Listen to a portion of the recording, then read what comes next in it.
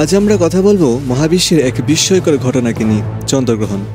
হাজার বছর ধরে মানুষ এই ঘটনাকে দেখে এসেছে, কখনো ভয়ের চোখে, আবার কখনো বিস্ময়।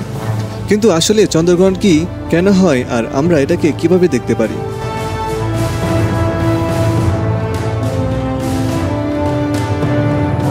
আসসালামু আলাইকুম প্রিয় বন্ধুরা, আজকে আমরা চন্দ্রগ্রহণ দেখার জন্য ছাদে আসছি, যেটাকে বলা হয় ব্লাড মুন।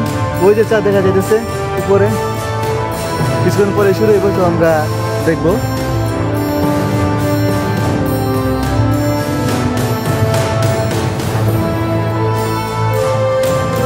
চন্দ্রগ্রহণ ঘটে তখনই যখন পৃথিবী সূর্য আর চাঁদের মাঝখানে চলে আসে।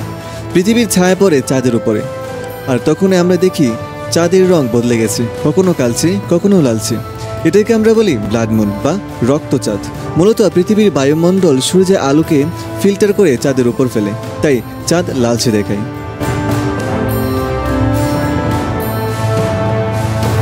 প্রাচীনকালে মানুষ চন্দ্রগ্রহণকে ভয়ঙ্কর ঘটনা ভাবত।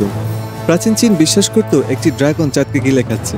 ভারতীয় পুরাণ মনে করা হতো রাহু গ্রাস করেছে চাঁদকে।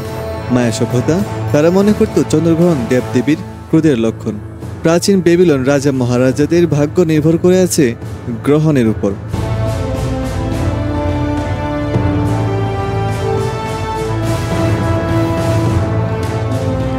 আজকের দিনে চন্দ্রগ্রহণ একটি গবেষণার বিষয়। বিজ্ঞানীরা গ্রহণ থেকে পৃথিবীর বায়ুমণ্ডলের গঠন, আলো প্রতিসরণের ধরন, এমনকি পরিবেশগত পরিবর্তন সম্পর্কেও তথ্য পান। সবচেয়ে মজার বিষয় হলো, চন্দ্রগ্রহণ দেখতে কোনো বিশেষ যন্ত্রের দরকার হয় না।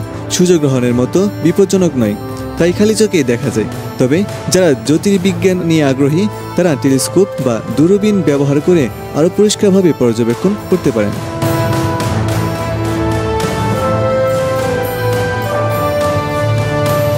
চন্দ্রগ্রহণ আমাদের মনে করিয়ে দেয় আমরা কত ছোট একটা পৃথিবীর বাসিন্দা, অথচ বিশাল মহাবিশ্ব আমাদের ঘিরে আছে। তাই পরের বার চন্দ্রগ্রহণ হলে আকাশের দিকে তাকাতে ভুলবেন না, কারণ সেটা শুধুই একটা জ্যোতির্বিজ্ঞানিক ঘটনা নয়, বরং মহাবিশ্বের রহস্যের এক ঝলক।